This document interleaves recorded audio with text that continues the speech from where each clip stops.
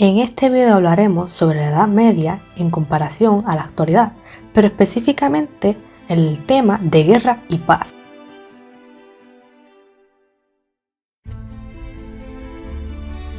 La Edad Media fue un periodo histórico extenso que duró 10 siglos.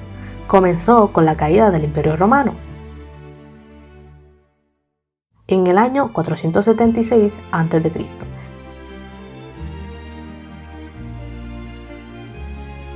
y terminó con el descubrimiento de América en el 1492 después de Cristo. Este periodo se asocia con la caída del periodo bizantino y la invención de la imprenta.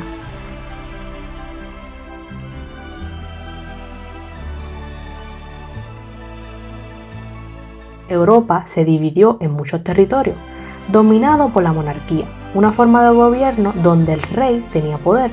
Los reyes eran los que mandaban. Como ya se había mencionado antes, Europa estaba dividido y regía el feudalismo. El feudalismo es un sistema político, económico y social que se desarrolló en los países europeos durante la Edad Media.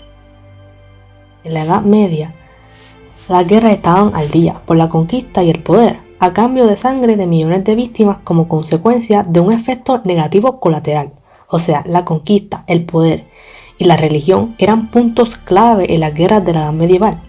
Gracias a estas guerras surge la figura de caballero, cuyo propósito era defender a los nobles.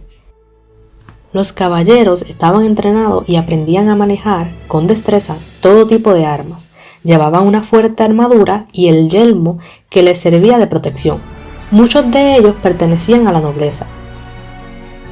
Los castillos estaban construidos y ubicados en lugares altos, fáciles de defender, tenían buena visibilidad, una muralla alrededor y a veces una fosa o agua alrededor. Allí vivían los reyes y nobles.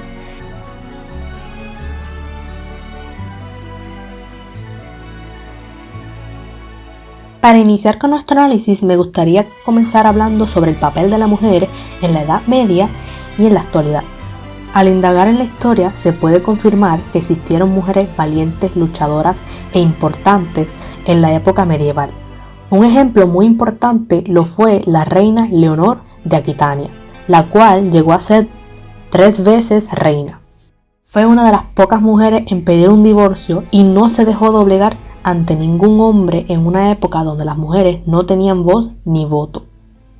Luego de su divorcio se casa con el rey Enrique Plantagenet y estuvo al mando del trono mientras su hijo Ricardo participaba en múltiples guerras. No participó directamente en actos bélicos, pero sí mantuvo el orden durante tiempos de guerra. En comparación con Leonor, una mujer inteligente que también luchó por mantener un orden y que además buscaba el bien de su pueblo, lo es Margaret Thatcher. Como primera ministra de Gran Bretaña, Thatcher hizo grandes aportaciones al Reino Unido, mas nos interesa hablar sobre el hecho histórico de la Guerra de las Malvinas. Las Malvinas son islas que, aunque se encuentren bastante alejadas de Inglaterra, son parte de esta y su gobierno está bajo la corona inglesa. Cuando surge el ataque hacia estas islas, Margaret Thatcher, como primera ministra, no titubeó en defender a su pueblo, y así lo expresó en la Cámara de los Comunes. Aquí vemos cómo las mujeres en la Edad Media no eran tan arriesgadas y valientes como lo son las mujeres de la actualidad, cuando se habla de guerra y paz. Sin embargo, sí se puede inferir que muchas reinas de la Edad Media, como Leonor, sirvieron de influencia para las nuevas generaciones de mujeres inteligentes que buscan el bien de su pueblo y lo mejor para la sociedad. Margaret Thatcher hizo una excelente labor como política e hizo un cambio mayor que Leonor. Pero esta razón es entendible debido a que las épocas eran distintas y en la Edad Media la mujer era continuamente pisoteada y silenciada por el hombre. Era muy difícil rebelarse sin ser asesinada o encarcelada, y más en los tiempos de guerra, donde el hombre era el único considerado como razonable para tomar decisiones importantes.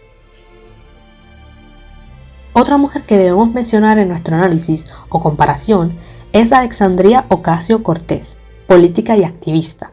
Alexandria es parte de la minoría al ser mujer e hispana, pero esto nunca la ha frenado para hablar sobre su gente y luchar por los derechos de muchos hispanos. No se puede hablar de una guerra entre naciones si hablamos de Alexandria Ocasio, mas sí se puede argumentar de una guerra interna en Estados Unidos. Su presencia ha sido notada en las pasadas polémicas del 2020 en donde siempre ha exigido una igualdad entre minorías y fue parte de las protestas del movimiento Black Lives Matter. Ha hablado ante la prensa y el gobierno de los Estados Unidos en varias ocasiones sobre los puntos que afectan a los hispanos y en cómo crear trabajos estables para todo el mundo. También es parte de la propuesta Green New Deal sobre el cambio climático. Al igual que Thatcher, Alexandria Ocasio busca el bien y el progreso de su gente. Hablemos de las minorías y cómo éstas tratan de sobrevivir en un mundo dominado por el hombre con dinero y poder. Comencemos con Juana de Arco. Juana de Arco fue una adolescente de familia de campesinos que llegó a Francia a principios del siglo XV. La joven empezó a recibir visiones y a escuchar voces.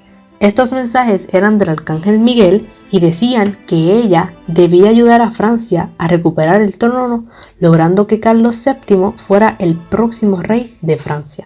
Juana de Arco lideró las tropas francesas en la batalla de Orleans y logró el retiro de las tropas inglesas, proveyéndole así a Carlos VII el trono de Francia.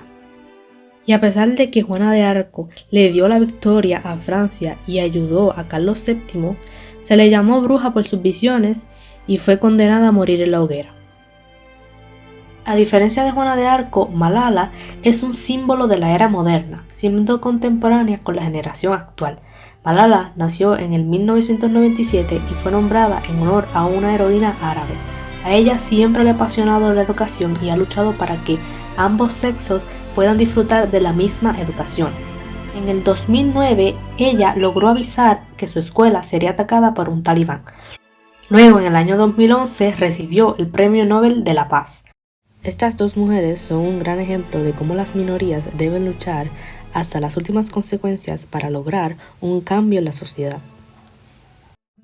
Las Cruzadas fue una acción de autoridad política sobre los reinos cristianos en contra del Imperio Germánico.